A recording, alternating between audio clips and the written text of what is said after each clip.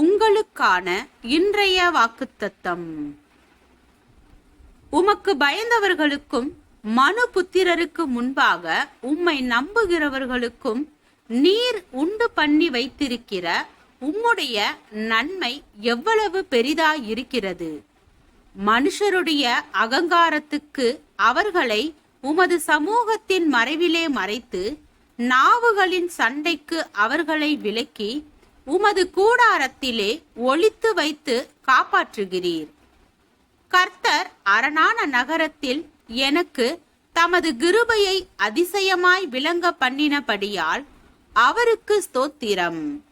சங்கீதம் 31 வசனம் 19, 20, 21.